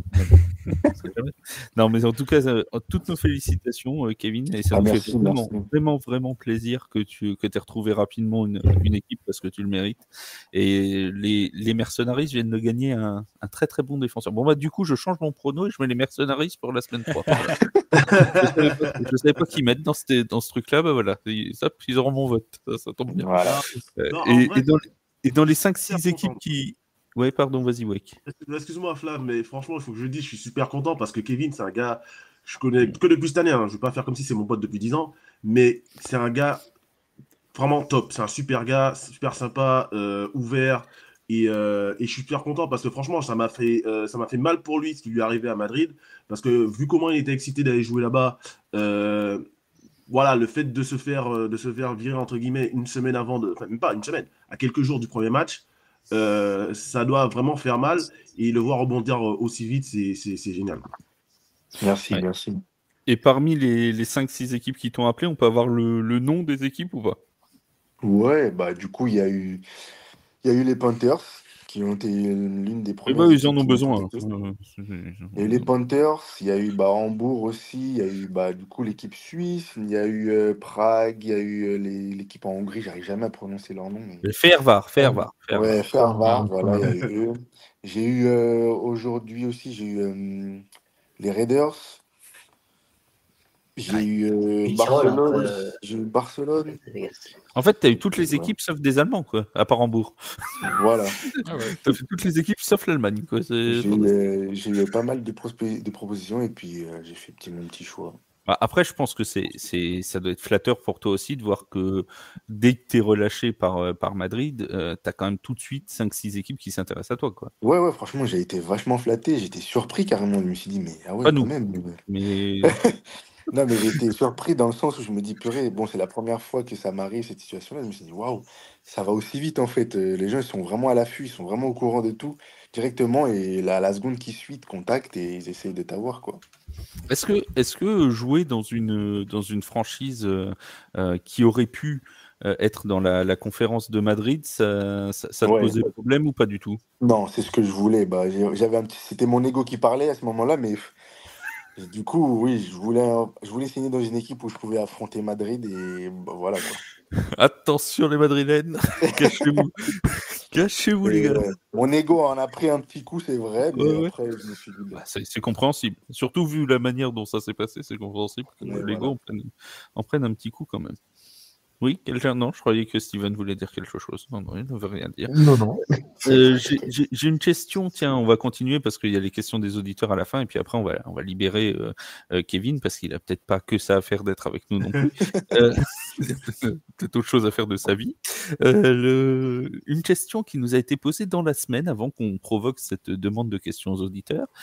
Est-ce qu'il y a un joueur en ELF qui a le niveau pour jouer en NFL?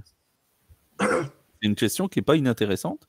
Est-ce que pour toi, Julien, qui les connaît tous, il y a un joueur qui dit tiens, il pourrait éventuellement jouer en NFL? Alors c'est bien parce qu'au départ, je crois que la question c'était justement pour l'effectif de Paris et pas tout l'ELF. Oui, c'est plus facile de répondre à l'échelle de l'ELF justement parce que dans Paris, on a Antonio Mwangu qui est quand même passé chez les Eagles. Même si c'est pas des joueurs qui ont fait des starters en fait dans le roster principal, ça reste un passage NFL et c'est énorme. Et justement dans la ligue chez le Galaxy, on a Sandro Plasgrömer qui est un running back. Ouais, mais bon, il a joué chez les Giants. Il a joué chez les Giants. L'année dernière, il était chez les Raiders en LF. Ouais, non, mais pour le coup, il a une petite pré-saison qui est pas mal. Et en fait, pour moi, ça prouve en fait que quand même, de toute façon, les franchises NFL, ils scoutent un peu ce qui se passe, que ce soit en Spring League chez eux ou après les championnats en Europe. Et en fait, c'est quand même une question difficile parce que j'espère que justement sur les années à venir, on va avoir plus de joueurs qui font un parcours ELF, NFL et peut-être en passant justement par l'UFL et d'autres moyens, avec les programmes aussi IPP. Mais pour moi, oui, il y a quand même des joueurs qui ont des niveaux NFL à être seconde, third string, à pouvoir avoir leur chance sur une pré-saison, un camp d'entraînement. Et puis, c'est un peu comme Junior Ao en ce moment en NFL. On lui souhaite quand même, là il est passé des Vikings aux Panthers, on lui souhaite quand même un moment de dire t'es quand même un backup pour l'équipe et on peut compter sur toi. Et je pense qu'il y a des joueurs en NFL, en ELF qui pourraient avoir cette carrière de backup un peu et en NFL.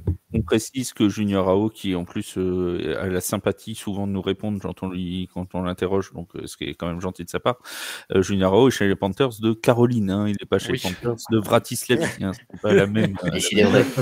Alors peut-être qu'en ce moment les Panthers de Bratislavie pourraient venir à bout des Panthers de Caroline, c'est un autre problème. Mais en tout cas, pour l'instant il est en Caroline du Nord et on salue tous nos amis les chatons de la Caroline. Ils ont gagné un gros chat avec Junior Ao, un panthère de plus.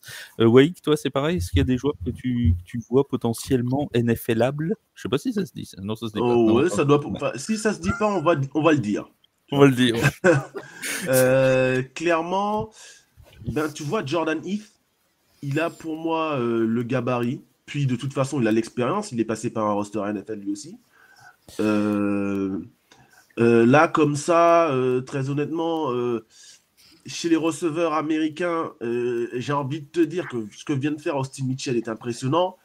S'il marche comme ça sur l'Europe, il va pas rester en Europe. Bah, il ira en UFL l'an prochain, tous les coups. Voilà. On va le retrouver chez Julien. Non, mais c'est ça, clairement. Moi, je pense que Un peu comme Madre London chez les running backs la première année. Hein. Bah, Madre London, alors c'est le moment où j'interviens, désolé Wake. Madre London qui a fait quand même un match gargantuesque ce week-end, on parle bien du même, hein, celui qui maintenant est chez les Danube Dragons. Oui. C'est lui. Oui, voilà. Oui, il était signé chez les Danube, qui a marché sur la défense des Black Panthers de Thonon pendant la demi-finale CEFL. Il a fait un match de mammouth, hein, Madre London, soyons très clairs. Et d'ailleurs, on en profite pour redire malheureusement que et les Black Panthers et le Flash de la Courneuve ont été éliminés de la Coupe d'Europe CEFL en demi-finale tous les deux cette semaine. Oui, Wake. Donc, voilà, si Austin Mitchell il continue sur les bases sur lesquelles il a commencé, clairement il va taper dans l'œil des Américains. Après, malheureusement, il est un peu frêle, donc je ne sais pas si avec un tel gabarit il pourra forcément marcher aux États-Unis. Mais voilà, il y a lui. Après, c'est compliqué, hein. C'est compliqué Kevin? parce que Kevin Fortes, moi déjà, j'aimerais bien le voir peut-être aussi aller au Canada, pourquoi pas, tu vois, faire ses dents là-bas, au moins d'arriver sur le continent américain. Il a de belles dents. Faire ses dents au Canada et pourquoi pas essayer de... Parce que je sais qu'il en rêve encore, tu vois, donc d'essayer d'aller sur le continent américain. Mais voilà, après les athlètes américains sont quand même... sont différents des athlètes européens, ils ont une façon de s'entraîner qui est différente et vraiment que je pense que les Européens aient une possibilité d'aller s'entraîner avec des athlètes américains pendant la off-season, tu vois, ou qu'il y ait une sorte de connexion qui se fasse pour que voilà, comme par exemple quand Tyreek il est venu, il a donné des tips, voilà, aux gars de Paris, il leur a dit voilà, on fait Austin Mitchell. À Kenny Fleuret, il a beaucoup parlé. Il m'a dit aussi à Anthony Maungu et aux autres, Maceo Béard et aux autres gars qui étaient présents. Maceo Béard, s'il te plaît. Beard, je dis Béard, je crois. Beard. Donc, non, il faudrait que les gars, ils aillent s'entraîner là-bas, tout simplement, pour apprendre plus des meilleurs, en fait, tout simplement. Très bien. Kevin, c'est pour quand la NFL? Non, je rigole. Non, c'est pas... c'est seulement... On va bien trouver des gens qui sont en dèche Il y a qui est mauvais en défense? Moi, j'ai abandonné l'idée de la NFL. Hein. Les Giants, ils sont mauvais partout, donc ça va. C'était le message pour le boss, tu sais. Ça. La pique gratuite aux Giants, obligé dans chaque podcast. Non, tu vas pas tenter la NFL, Kevin Green Bay, non? Non, non, j'étais sur le banc pionnier déjà, donc c'est pas pour faire la NFL. C'est pas mal. Tiens, question, on parlait du Flash et des Black Panthers, question pour Kevin, le vrai, le grand, le Kevin. Kevin Fortes, tu suis encore la D1 Elite? Ouais, je suis beaucoup. Voilà. Et tu es fervent supporter. Bon, je sais de qui, je pense, même.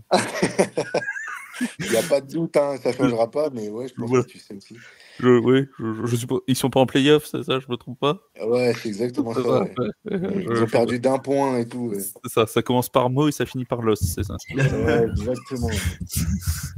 Alors, justement, c'est quoi ton regard sur la saison des Molosses, tiens, tant qu'on y est?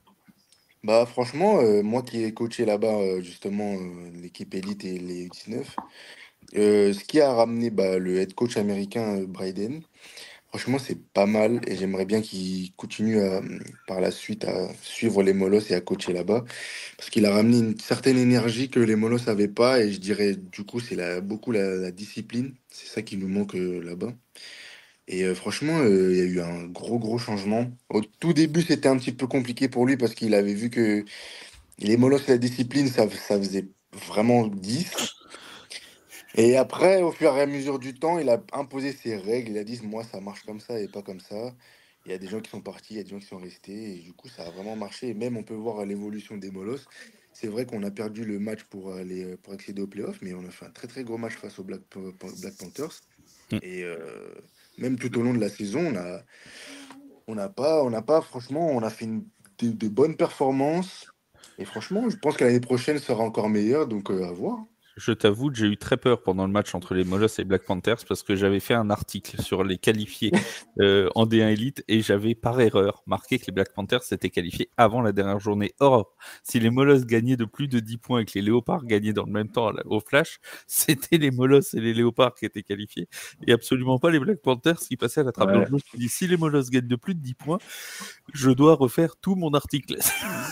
Après, je pense que tout le monde a eu peur. Hein, parce que oui, je ça pense jouait qu'eux aussi ils vraiment- ont eu peur du côté des Black Panthers. Je pense qu'ils n'étaient pas très sereins non plus, mais c'est vrai que ça s'est joué à un field goal bloqué à la dernière minute, enfin à la dernière seconde. Ça s'est joué à pas grand-chose. J'ai envie de dire comme l'an dernier, parce que déjà l'an dernier, ça s'était joué sur la dernière journée aussi, si je me souviens bien, pour les Molosses aussi. Donc voilà, ça s'est pas tombé du bon côté, mais clairement on a vu des choses intéressantes. Je pense à Blanchard beaucoup, je pense à Brodian aussi qui a fait une très belle saison. Du côté des Molosses, évidemment, l'occasion pour moi, j'en profite de rappeler que vous pouvez suivre la D1 Elite en highlight sur le compte de Julien, sur Spring Football News, et bien sûr en résumé sur TFA pour tout. Il y a les résumés, il y a les previews de la prochaine journée, il y aura tout ça sortira ce week-end. Les amis, est-ce qu'on a fait le tour de cette semaine de LF ? Je crois. C'est bien. On est bien. Alors, je vous remercie tous. Merci Kevin, merci Julien, merci Wade, Merci à vous. Steven. Et un grand merci à Kevin Fortes d'avoir été avec nous et de nous avoir gardé la primeur de cette annonce. C'est vraiment très sympathique. Et on salue aussi Maceo Beard qui était avec nous dans la première partie de l'émission et qui nous a envoyé un petit message sympathique pour dire qu'il avait passé un très bon moment. Donc, on le salue lui aussi. Merci un très bon moment. Merci à tous de nous avoir écoutés. On se retrouve jeudi pour le podcast NFL et mardi prochain pour le nouveau podcast ELF, c'est Tailgate sur TFA. Merci à tous, bonne soirée. Bonne Salut à tous. Ciao.